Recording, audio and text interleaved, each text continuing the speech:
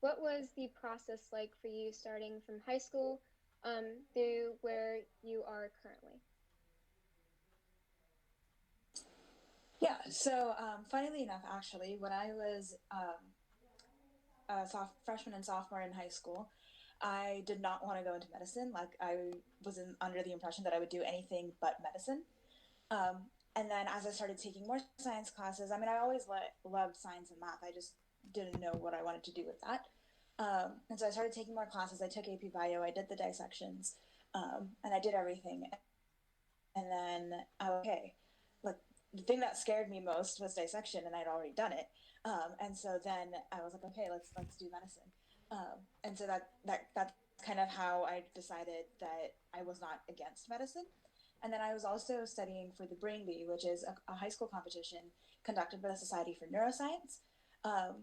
And so as I was studying about the brain and like neurotransmitters and how like the brain tissue works, how it kind of controls the rest of your body, I started really getting interested in it, and then wanted to pursue that further.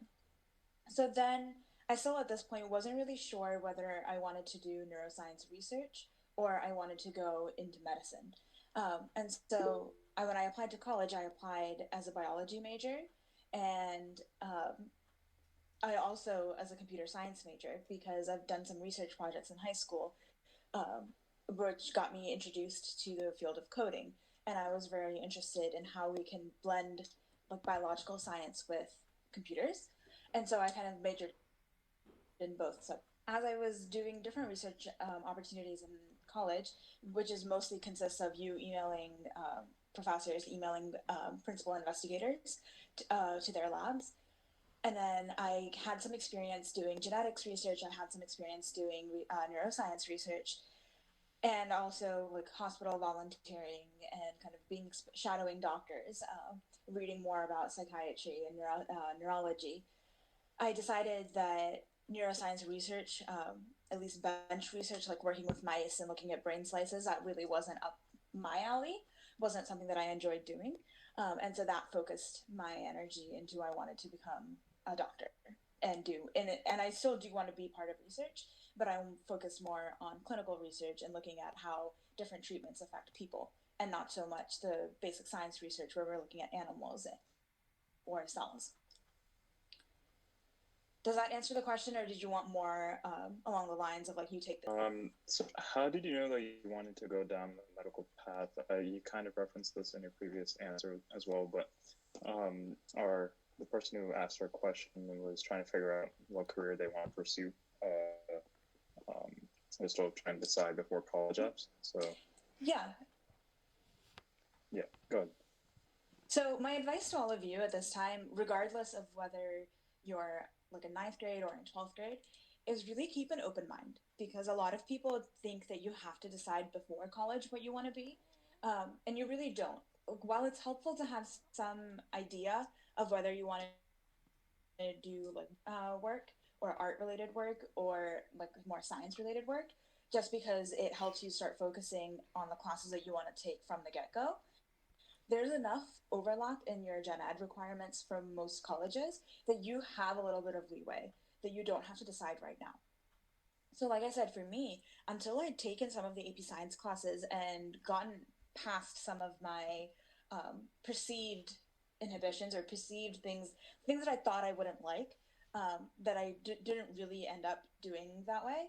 Um, like I didn't realize that I wanted to be a doctor until I kind of had that exposure. So I think if you're unsure of what you want to do, definitely try to get exposed to as many different things as you can, because you won't really know what you like and don't like until you've tried it. So yes, well, can you actually try being a doctor until you have a medical license? No. But you can volunteer in hospitals, you can shadow physicians, you can shadow other healthcare professionals, because you might find that you want to be part of a healthcare team, but not as a physician, which is perfectly fine.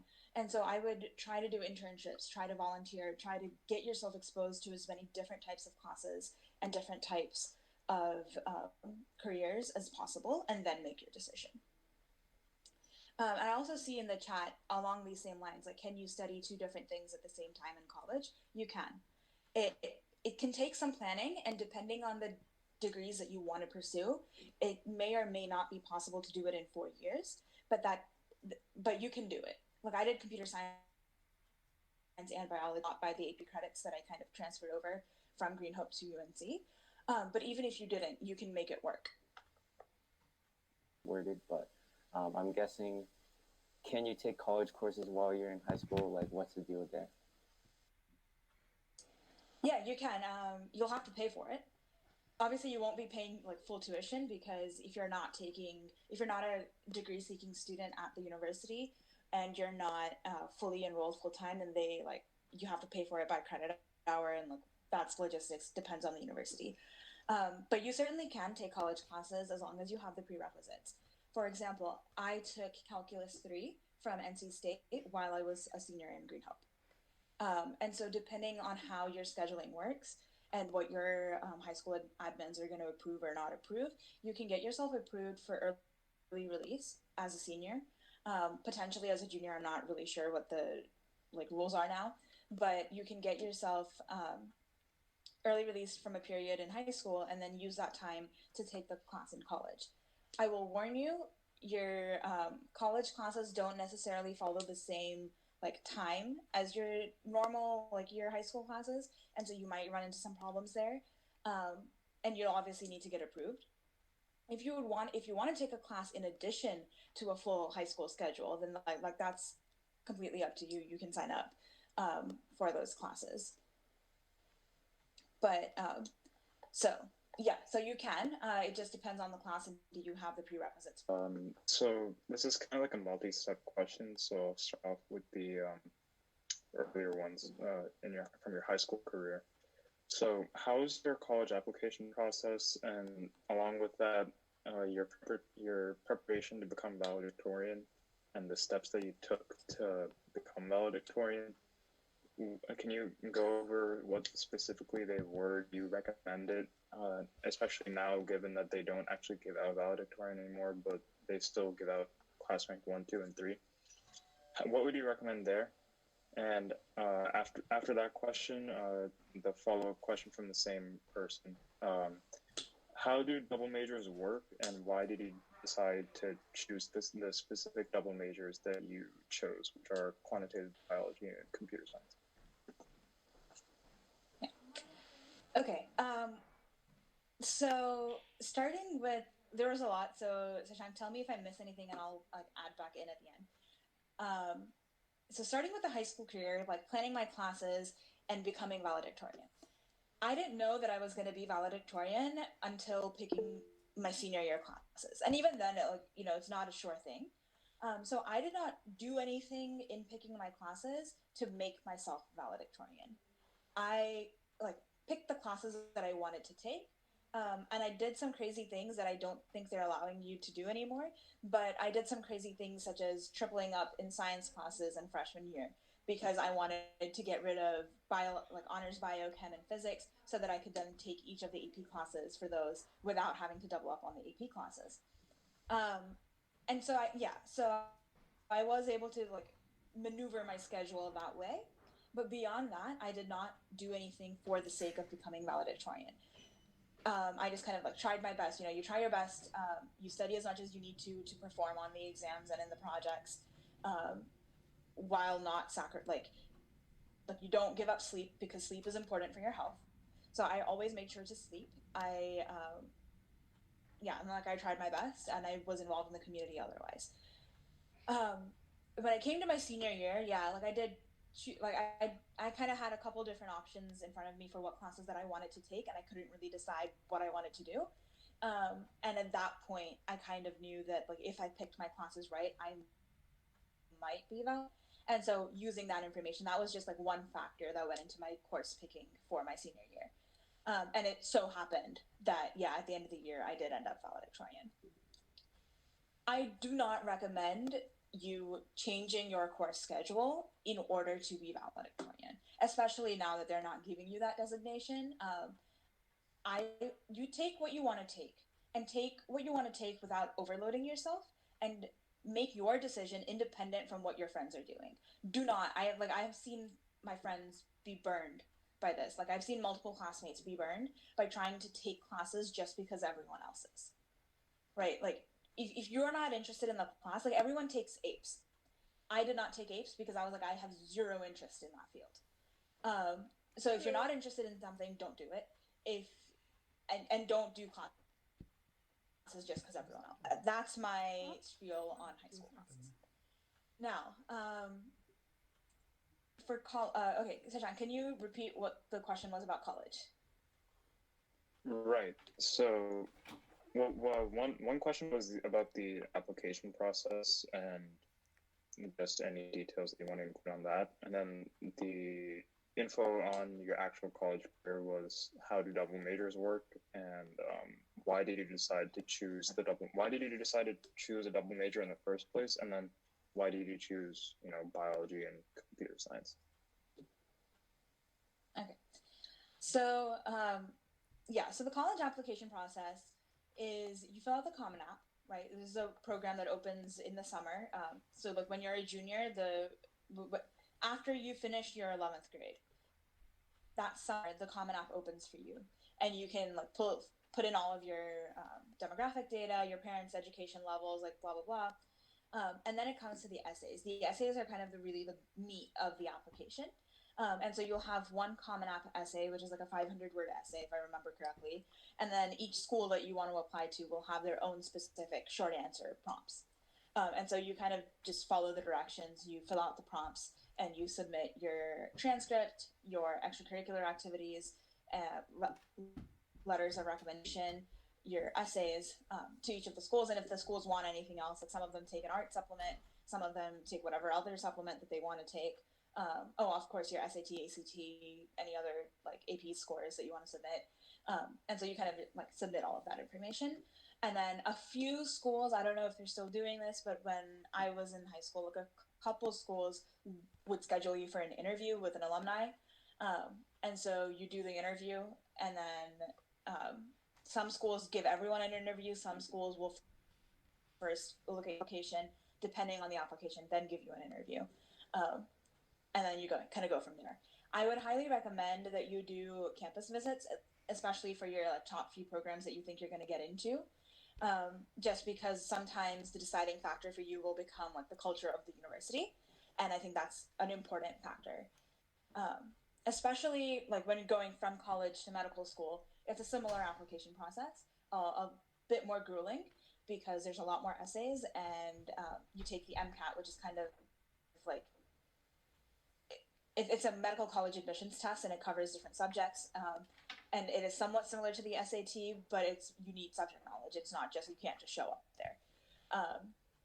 And then you do letters of recommendation, essays, transcripts for extracurricular activities. You kind of submit that through a common system, and then all the medical schools give you secondary, which is like school-specific prompts, and then you kind of write those, and then they interview you. If they choose to interview you, you attend interviews, and then if you hope you get admitted. So from going back to my major in college, so really the reason I chose to double major was because I couldn't make up my mind. I could not decide when I started whether I wanted to do computer science or I wanted to do biology. And then, so UNC also has this program. It's called quantitative biology, which is a sub-track of the biology major, where you take extra electives. You focus your electives on like bioinformatics, which is the application of computer technology to biology and biological data. And so I knew like if I was going to study biology, like that's what I wanted to study. And so that's what I focused my energies on. But I also wanted to keep computer science, one, as a backup option if I ever decided not medicine. But also just because at this point I started recognizing computers are applicable to everything. Any field that you go into, you can find a use for knowledge about computers and coding. And so, and it interested me, honestly, like it was interesting and I was good at it. And so I chose to stick with it. At the time that I was in UNC, they did not have a neuroscience major. It was, you'd only do a neuroscience minor. And because within the scope of medicine, what I was interested in most at the time was neurology, I also wanted to take more classes in that area. And so I also completed the neuroscience minor. UNC Chapel. I would suggest for anyone thinking of, especially for anyone thinking of medicine, think hard about whether you need to double major and whether you really want to double major. And then if you decide that you do, because it will make your life more difficult. It's not, you take more classes, more hours per semester, and so it is more difficult. But if you really enjoy it, then it's worth it. So like if that's something that you really want to do, if it's something that you're considering as an alternate career, something that you think you can tie into your medical practice, whatever your first major is, then go for it. Cool. Thank you for your answers. Sorry, there was just a follow-up question that presented itself in the chat, so I thought I might as well ask it. How is double majoring different from being on a medical path with a different major? So it's different in the sense that your degree, right? Like, what is your undergraduate degree in? For me, I have a Bachelor of Science in Computer Science. I also have a Bachelor of Science in Quantitative Biology, and I have a minor in Neuroscience. The difference between this and, say, like majoring, so I know, okay, one of my friends in medical school majored in English. So her degree from undergrad is a Bachelor of Arts in English. Now, she also had to take the chemistry classes, the biology classes, the physics classes as the list of prerequisites to get into medical school. But that did not give her a degree in biology, because you don't finish all, you have to take many more classes to get a degree in biology than you have to take biology classes to get into medical school. So they are two different things. And neither of them is any better or worse than the other. It kind of depends on what you want for your life and what you want to. So the question is, does our grades in high school have to be really good, like always good to get into college? Will getting a few B's ruin our chance of getting into colleges and good med schools? Okay, so let's start with the getting from high school to college. No, getting a couple B's is not going to ruin your chances of getting into a good college. I think it really, like, A's are excellent. Yeah, you want as many A's on your transcript as possible. B's are not bad. B's are okay, especially if you're taking more challenging classes, and getting a B's, it's not bad. It also depends on the rest of your application, right? Like if all you're doing with your life is school, and like there's nothing else on your application, then even getting all A's is not going to get you into college. It might get you into some, but it's probably not enough to get you into college. What you want to do is you have to show a balance between you doing your best in school, but also like giving back to the community, being involved in the community, being passionate about something, and showing that passion. So, yeah, so don't sweat a couple B's. Try your best to get A's. If you get B's, it's fine. And getting into medical school, no one looks at your high school transcript after you get into college. I'm doing all this just to get into. So like what you care about in getting to med school is a good college GPA. And yeah, college GPA matters. I'll just leave it at that. And then the college grades. I had a question about your choices of college. So, especially since you were valedictorian, you probably had a lot of variety of choices you could go to for college. So, what were some factors in choosing UNC, or what were some factors you chose to pick one school over the other? Yeah, so I always knew that even if I didn't go to medical school, I wanted to get some kind of graduate degree, whether that be a master's or a PhD or MD, like whatever it may be. And so I wanted to stay in state for college, for a lot of factors, also because I was highly involved with dance and like that community was there. So I was quite motivated to stay in state, especially because UNC and Duke are so nearby and so good. So like I focused my energies on my application for UNC Duke, and then I applied to a couple other schools just to see if I would get in, even though I didn't really want to go. And then another school as a backup school. And also NC State. I also applied to NC State. Now, for UNC, like, my final deciding factor for going into UNC was I got the Moorhead Kane Scholarship, which is a full scholarship She got it too. with what tuition, room and board, and a small stipend, with summer programs like that are paid for. She doesn't have any student debt. All to UNC. So like once I got that, I knew 100% that I was going to UNC for that reason. But even without that, I knew that I was interested in pursuing a medical degree. Maybe not sure, but I wanted to study biology, and UNC has a really good biology program. And compared to Duke, like Duke also has a very strong medicine program. But UNC, even without the scholarship, would have been so much cheaper. And knowing that I had graduate school kind of coming up, I was like, I wanted to save some money, save some of my family's money to put towards graduate school. So all that being said, yeah, UNC is a great school. I love the culture. I visited campus. I really liked the campus. And so that kind of made my choice for me. So kind of a follow-up question of the extracurriculars. How did you obviously with your dedication to academics and how you were valedictorian, how did you manage the time between social life and your extracurriculars and your academic life? I think for me, lunch hours in school were really good in terms of like kind of balancing like getting a last minute homework done, like talking about things, doing like assignments that didn't really take that much concentration, and kind of balancing that with like obviously eating, but also social life. And so I know my group of friends, we'd often like just kind of sit together, and if everyone had like a little bit of work that they wanted to finish, we kind of bring that out, talk and work at the same time kind of deal. And so that was like one aspect of it. The other aspect was that a lot of my social like engagement and social life happened through my extracurriculars. So me and my friends would volunteer together with the Carey Teen Council. We kind of try to sign up for events together that we were all interested in, so we get to hang out at the same time as doing the volunteer hours.